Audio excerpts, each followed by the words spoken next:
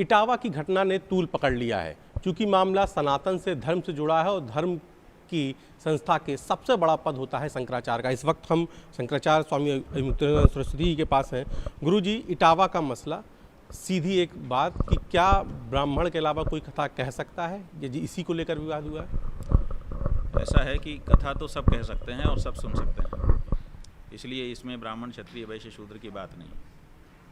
और मूल रूप से ये जो पुराण की कथाएं हैं ये बनाई ही स्त्री शूद्रों के लिए गई हैं, क्योंकि स्त्री शूद्र सीधे वेद अध्ययन करने के लिए अवसर नहीं पाते हैं हमारे यहाँ परंपरा में, इसलिए उनको भी वेदों में जो ज्ञान है वो प्राप्त होना चाहिए।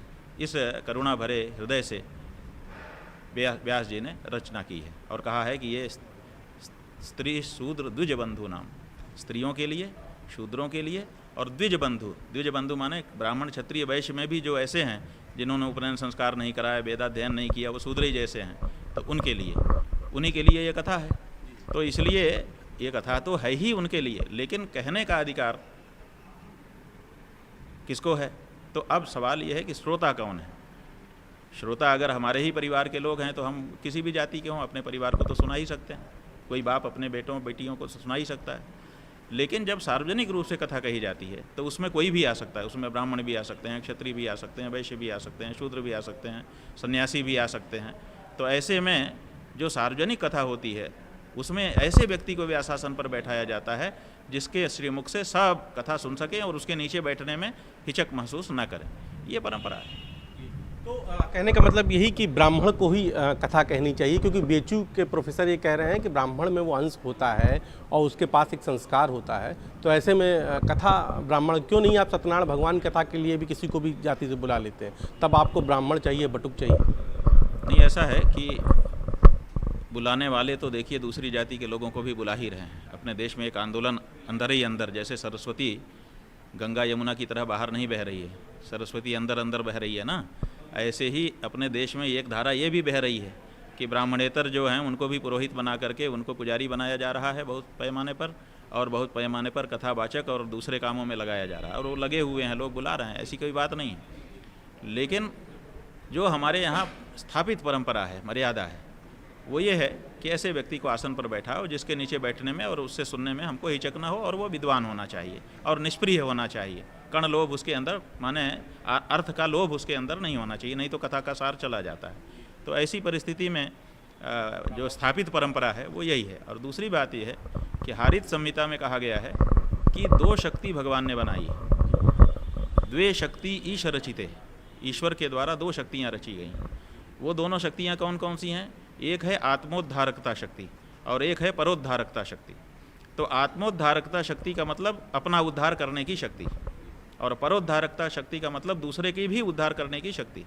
तो आत्मोद्धारकता नाम की जो शक्ति है ये भगवान ने सब में दी है, हर व्यक्ति अपना उद्धार स्वयं कर सकता है। इसीलिए भगवान ने गीता में कहा, उद्धरेद आत्मनात्मानम नात्मानम अवसादयेद, आत्मा का आत्मा से ही उद्धार करना चाहिए।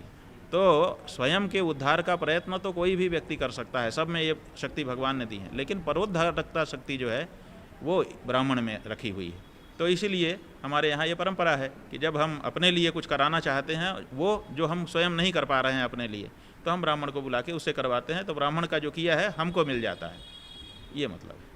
गुरुजी, एक बात काशी विद्युत परिषद इसका इस पर साफ तौर पर कहना है कि अगर गलती उनकी है जिन्होंने उनके साथ ये घटना की है या जिन्होंने हिंसा की है, लेकिन गलती ये भी है कि उनका कहना कि उन्होंने अपनी पहचान क्यों छुपाई। ठीक है ना, ये सही है कि क्यों पहचान छुपाने की क्या ज़रूरत है। जिनकी कथा आप कह रहे हो, व्यास जी, उन्होंने अपनी पहचान छुपाई, राम ने अपनी पहचान छुपाई, कृष्ण ने अपनी पहचान छुपाई, च्यवन ने, वशिष्ठ ने, पराशर ने, किसी ने अपनी पहचान छुपाई, सब ने।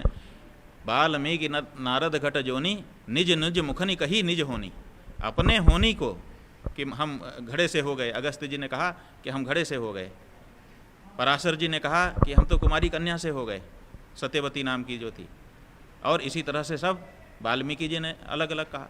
तो सब ने अपनी अपनी जो होनी है, उद्भव है, उसको अपने मुख से कह दिया, छुपाने की क्या बात है।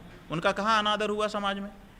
ये जो अनादर हो रहा है ये क्यों हो रहा है कि आप छुपा क्यों रहे हो? जो हो कहो, आपको जो हैं वही कहेंगे, तो उसी रूप में भी स्वीकार करने वाले लोग हैं। तो ये और ये भी बताता है कि जिस जाति में आप जन्मे हो उस जाति के लिए आपके मन में गौरव ही नहीं है। आप इसीलिए उस जाति को पीछे रख करके दूसरी जाति का मुखौटा लगा के घूमना चाहते हो, तो ये अच्छा नहीं है। जिस जाति में आप जन्मे उस जाति के लिए तो कम से कम जिसको न निज गौरव तथा निज देश का अभिमान है वह नर नहीं नर पशु निरा है और मृतक समान है। इसी देश के कवि ने तो कहा था। तो इसलिए हमको गौरव होना चाहिए। सनातन धर्म की किसी भी जाति में जन्म लेना बहुत बड़े पुण्य का प्रभाव है। सनातन धर्म में जन्म लेने का मतलब भगवान के श्रीअंग से जन्म लेना। तो हम भगवान के श्रीअंग से जन्मते हैं, चाहे ब्राह्मण हो, चाहे वैश्य हो, चाहे क्षत्रिय हो, चाहे शूद्र हो। इसलिए हम जिस जाति में जन्म गए उसी का हमको गौरव होना चाहिए। और भगवान की दया से हर जाति में बड़े बड़े संत हुए हैं, बड़े बड़े आचार्य हुए हैं, बड़े बड़े विद्वान हुए हैं और बड़े बड़े देश और समाज का योगदान करने वाले लोग हुए हैं। तो क्यों आप ये करते हो? तो गुरुजी, ये तो एक घटना हो गई, लेकिन उस घटना के बाद जिस तरीके से राजनीतिक तूल हुआ है, अखिलेश यादव ने प्रेस कॉन्फ्रेंस बुलाई, उस पर उस व्यक्ति को बुलाया और तमाम सारे आरोप भी लगाए। आपको लगता है कि ये अब राजनीतिक रंग ले रहा है अखिलेश यादव, इसके जरिए राजनीतिक? हमारा ये कहना है कि जब ये घटना घटी तो दो लोग दोषी थे, दो पक्ष। एक पक्ष वो था जो अपनी जाति छुपा करके वहाँ पे पहुँच गया था और कथा आदि कह रहा था, और दूसरा पक्ष वो दोषी हो गया जिसने उनकी जाति के बारे में स्पष्टता होने पर कानून को अपने हाथ में लेकर के उनका अपमान किया। अरे तुमने खुद बुलाया था, तुम अपमान करने के, देखिए हम किसी को बुला लें, जब हमने खुद बुलाया है तो बुला करके अपमानित करना ठीक नहीं होता। तो भैया हमने सम्मान से बुलाया है, कह देते कि भैया हम नहीं सुन पाएंगे, आप सम्मान से जाइए, एक दिन की दक्षिणा लीजिए, पधारिए, ये कर सकते थे। ज़्यादा नहीं हो, अगर ज़्यादा ही था तो FIR कर सकते थे कि ये धोखाधड़ी कर सकते हैं, जो भारत की नई संहिता बनी है उसके अनुसार धारा लग जाती। लेकिन उन्होंने ये नहीं किया, तो वो पक्ष भी दोषी हो गया मारपीट करने के कारण और अपमान करने के कारण। किसी के जाति का अपमान नहीं करना चाहिए। हर जाति अपनी अपनी जगह, तुम ब्राह्मण हो, तुम श्रेष्ठ हो तो ब्राह्मण के लिए श्रेष्ठ हो, लेकिन जो यादव है वो यादव की दृष्टि से श्रेष्ठ है, क्योंकि उसके भी अपना इतिहास है, उसकी भी अपनी खास बातें हैं। यदु तो उसी कुल में हुए जिनके कुल में भगवान ने अवतार धारण किया। जाटव जो हैं उनके यहाँ भी एक से एक महापुरुष हुए हैं। तो कोई जाति यहाँ छोटी नहीं है। जब हम किसी जाति में होते हैं ना, तो हमारे यहाँ जब हम अपनी जात में बैठते हैं तो लोग चर्चा करते हैं कि तुम्हारी जात से अच्छी कोई जात नहीं है। लेकिन जब हम बाहर जाके दूसरे की सुनते हैं तो वो कहता है हमारी जात से बड़ी कोई जात नहीं है। ब्राह्मणों में भी यही हालत है। ब्राह्मण कई तरह के हैं, लेकिन जिस हमारे गुरु जी कहते थे कि हम जिस ब्राह्मण घर में जन्मे, हम जब घर में थे तो हमको लगता था हम सबसे श्रेष्ठ ब्राह्मण हैं, लेकिन जब बाहर निकले तो हमको पता चला कि एक से एक श्रेष्ठ ब्राह्मण है। कोई भी ब्राह्मण जाति अपने को नीचे तो मानती ही नहीं है, वो अपने आप को श्रेष्ठ ही मानती है। कान्यकुब्ज के पास पहुँचोगे कहेगा कान्यकुब्ज सबसे बड़े, सरजूपारी के पास बैठे कहेगा सरजूपारी से बड़ा तो कोई है ही नहीं। यही हालत है ना। तो यहाँ हर व्यक्ति को अपनी जाति का अभिमान है और ये होना भी चाहिए। यही तो आनंद है कि हर व्यक्ति एक एक जाति में है और उस जाति के अनुसार उसका समाज बना हुआ है, और हर जाति में अभिमान करने के लिए बहुत सारे कारण हैं। तो आपको क्या ज़रूरत पड़ गई कि अपनी जाति छिपा रहे? तो एक जाति छिपाने का दोषी, एक जाति पता चलने पर उसका अपमान करने का दोषी, और तीसरा ये भी दोषी हो गए कि ये इसमें राजनीति करने लग गए। अरे कोई घटना घट गई थी तो आपको उस पर राजनीतिक लाभ लेने की क्या ज़रूरत है? तो ये राजनीतिक लाभ लेने लग गए। तो राजनीति के लोभ में भले समाज बट जाए, हमको राजनीतिक लाभ होना चाहिए, ये जो आकांक्षा है ये भी अच्छी नहीं। आपने वीडियो देखे ही होंगे, और जैसा कि जानकारी भी आ रही कि पहले वो बहुत कथा कहते थे, बाद में राम कथा करने लगे। तो आपको क्या लगता है कि गुरुजी ये एक पूरी तरीके से मतलब ये गलती ही थी उनकी? गलती थी या सही थी, ये तो विवेचना मत करो। हम तो कहते हैं कि वो जो ब्राह्मणों का गांव था, उन ब्राह्मण के गांव के लोगों को इनका स्वागत करना चाहिए था। ठीक है, बड़ा स्वागत करते। किस बात के लिए? कि देखो बुद्ध कथा से आया हुआ व्यक्ति अब राम कथा कह रहा है।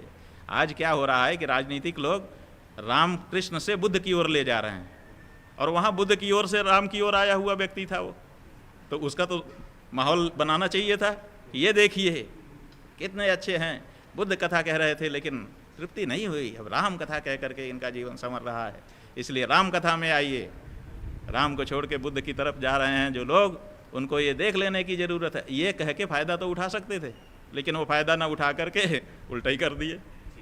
तो आपने सुना मेरे साथ शंकराचार्य स्वामी अभिमुक्तानंद सरस्वती जी थे, जिन्होंने तमाम सारे सवालों पर बेबाकी से अपने जवाब दिए। उनका साफ तौर पर कहना है कि कथा अगर आप अपने घर में सुन रहे हैं, अपने परिवार में सुन रहे हैं, तो कोई भी सुन सकता है, कोई भी सुना सकता है, लेकिन जब आप परोपकार के लिए कथा कहते हैं तो परोपकार का जो फल है या परोपकार की जो ताकत है वो केवल ब्राह्मणों को दी गई है, क्योंकि आपने भला तो हर जाति कर सकती है, लेकिन दूसरे के लिए परोपकार के लिए जो काम कर सकता है वो ब्राह्मण कर सकता है। और रही बात वहाँ पर इस घटना के दोषी की, तो दोषी वो भी हैं जिन्होंने अपनी पहचान छुपाकर वहाँ कथा करने गए, और दोषी वो भी हैं जिन्होंने हिंसा की। लेकिन तीसरे दोषी वो भी हैं जो अब इस पर राजनीतिक लाभ लेने की कोशिश कर रहे हैं। सीधा सवाल अखिलेश यादव से था। जिस तरीके से उन्होंने इस पूरी घटना पर प्रेस कॉन्फ्रेंस के जरिए सवाल उठाए, तो उनका कहना था कि हर चीज़ घटना का राजनीतिक लाभ नहीं लेना चाहिए। कैमरा पंकज सिन्हा के साथ उपेंद्र द्विवेदी, न्यूज़ 18 वाराणसी।